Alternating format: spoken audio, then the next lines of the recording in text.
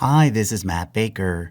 Today we're going to take a look at some of the fan-made charts that were posted on the Useful Charts subreddit during the first half of 2024.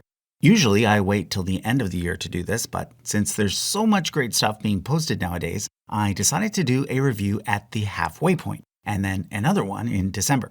So in this video, I'm first of all going to go through 5 charts that really stood out to me personally as being really well done. Then secondly, I'm going to count down the top 5 posts so far in 2024, as determined by the upvotes on Reddit. I should also point out that we are still going to do the poster contest this year, in which one chart will be chosen to get printed, but we'll wait until December to choose the winner for that, based on everything that comes in during 2024. So there's still time to get your submission in for that.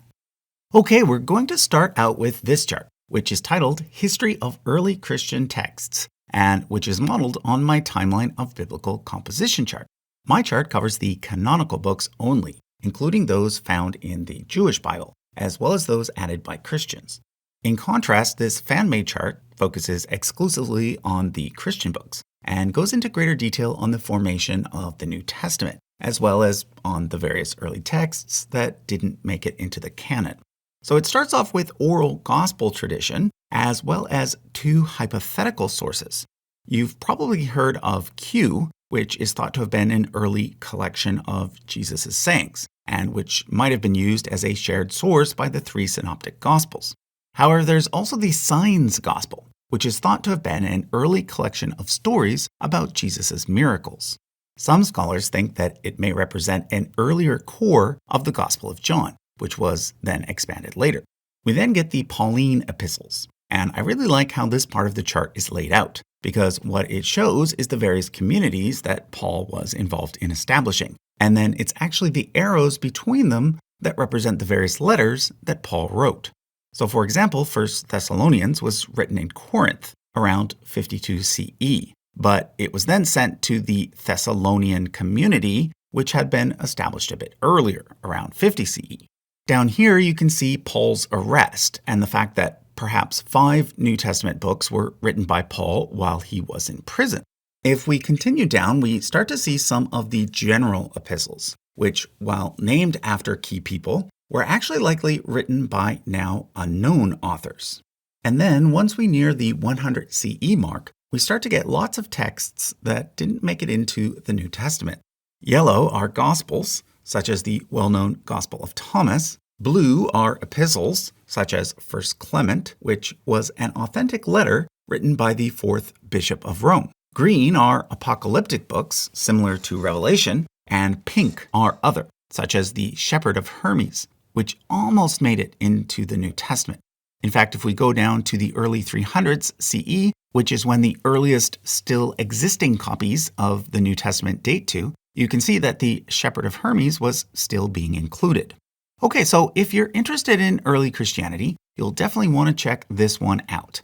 I'll leave a link to it as well as my other top picks in the description.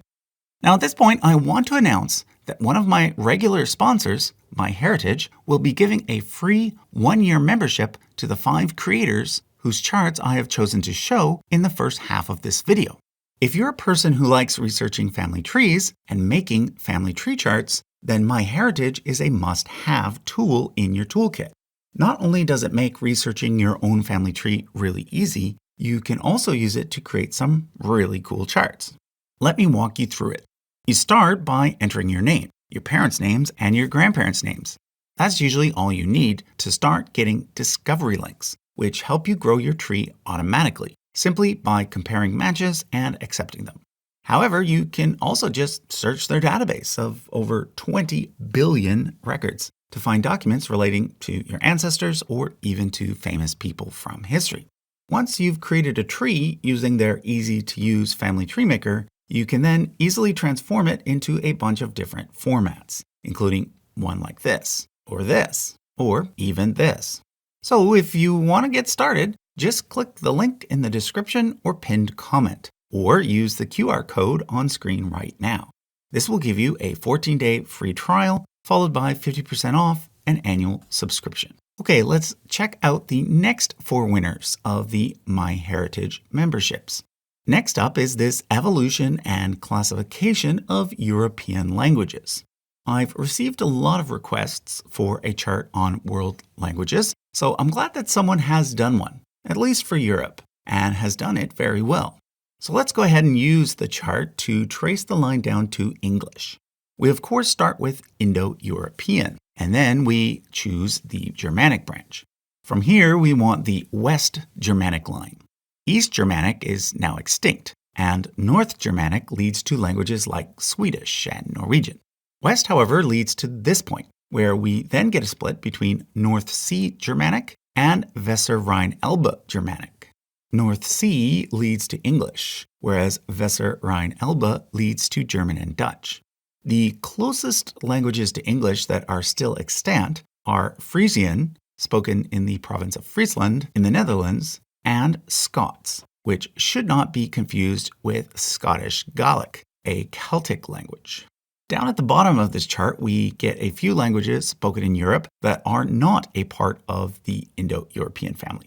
So, for example, Hungarian, Finnish, and Estonian stand out as being part of the Uralic family instead.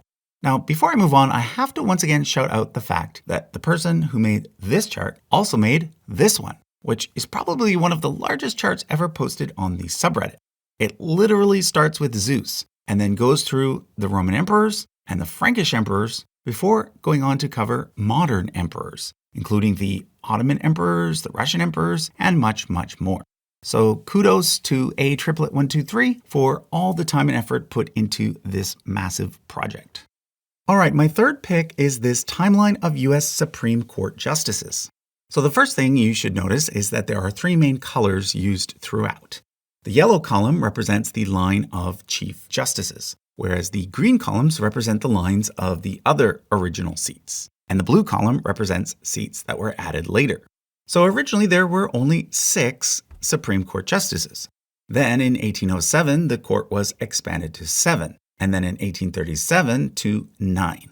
But then during the 1860s, things became a little weird for a while.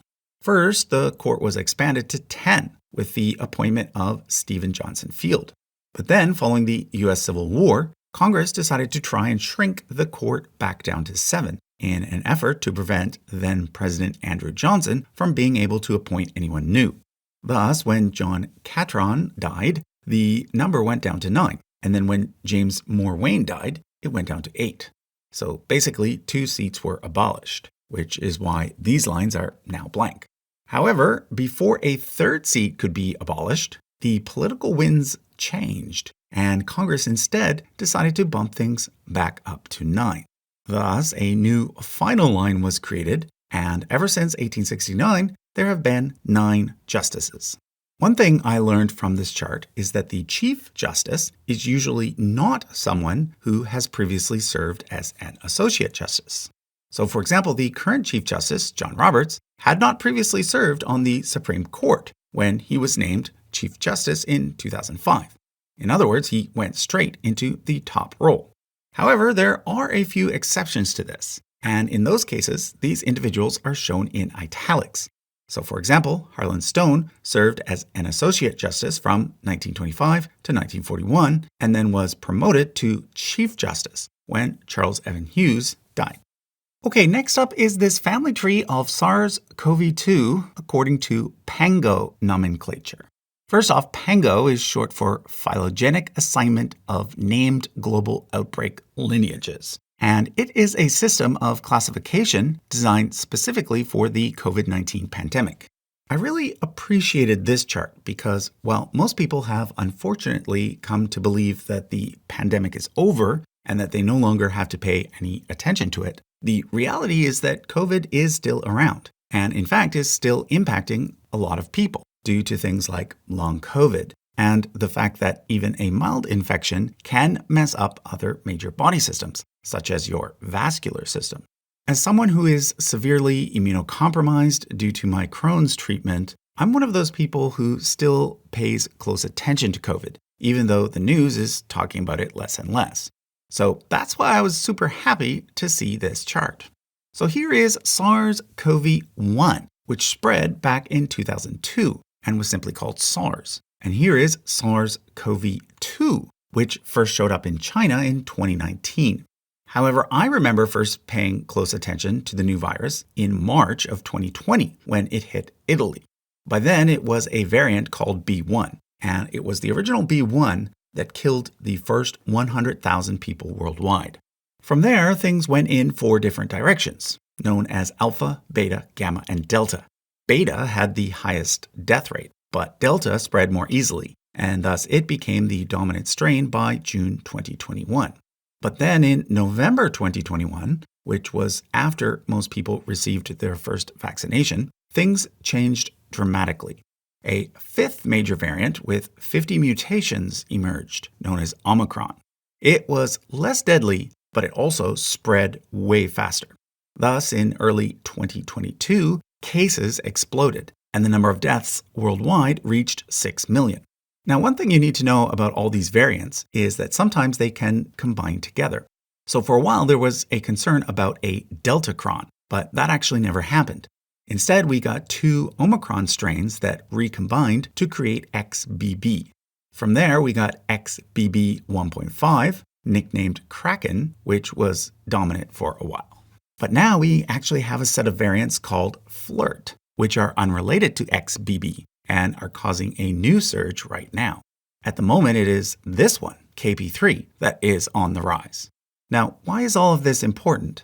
Well, for one thing, it impacts booster shots. As time goes on, vaccines are being constantly updated to target the newest strains. So if you haven't had a COVID vaccine for a while, please consider getting a booster. Not only does it help you, it also helps vulnerable people like me. Okay, my final choice is smaller than the first 4, but I liked the concept so much that I just had to include it. I've always been a fan of transit diagrams, and this one uses the London Underground style to show how the various countries in Northern Europe have merged and split over time. So originally, there were several smaller kingdoms that were merged together to create the lordship and later kingdom of Ireland. A similar thing happened in Scotland, Wales, and England, although take note that a unified Wales never took hold, and instead the Welsh kingdoms became a part of England. I like this bit here, which shows the brief unification that took place between England, Denmark, and Norway during the North Sea Empire. As you probably know, England and Scotland eventually merged to become Great Britain, and then Great Britain and Ireland merged to become the United Kingdom. Then, of course, most of Ireland broke off, so that we're currently left with the United Kingdom of Great Britain and Northern Ireland. Over in Scandinavia, Denmark, Norway, and Sweden all merged for a while as the Kalmar Union. But then Sweden broke off and became independent. Interestingly, Norway switched sides for a while and became a part of Sweden, but then eventually got its independence, as did Iceland from Denmark. Okay, so those were my 5 top picks and the people who will be receiving the free 1-year MyHeritage memberships. But before I move on to the top 5 posts by upvotes, I want to make a few brief shoutouts as the bonus. First, this was a chart I showed you during our Best of 2023 video. Well, the creator of that chart expanded and redesigned things into a vertical format, which I think looks amazing. I also want to point out this chart, which was kind of a group effort. You see, these 3 users had all posted family trees related to Japan, and then later another user combined them all into this massive chart, which covers everything from Japanese deities all the way down to the modern shoguns and emperors. Occasionally, we also get charts that weren't created by fans, but were simply posted by them. This one is a good example.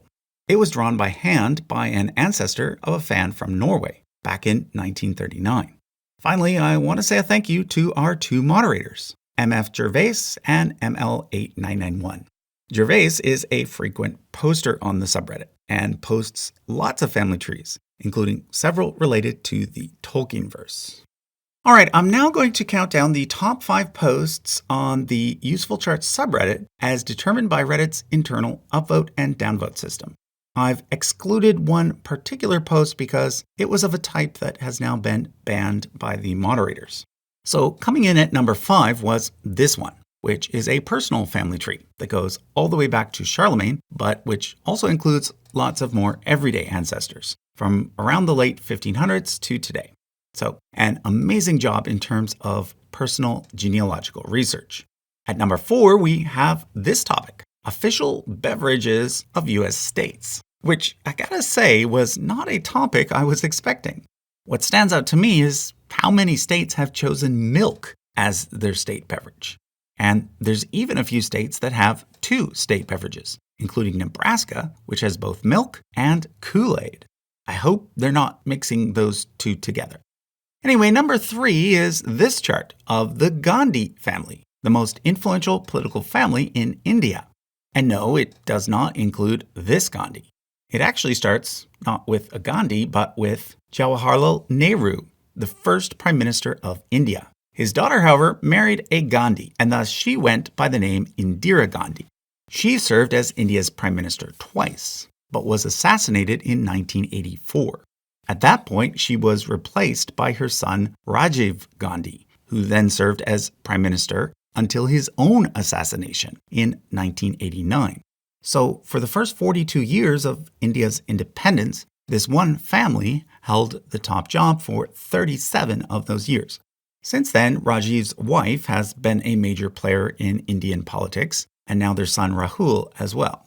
All of these individuals, as well as Rahul's sister Priyanka and their uncle Sanjay, were or are members of the Indian National Congress Party. However, their aunt Menaka and their cousin Varun are members of the rival party, the BJP, which is the party of the current Prime Minister, Narendra Modi. Okay, at number 2, we have this famous photo called the 9 Sovereigns, along with a series of charts, such as this one, which shows how each king or emperor in the photo was related to King George V of the UK.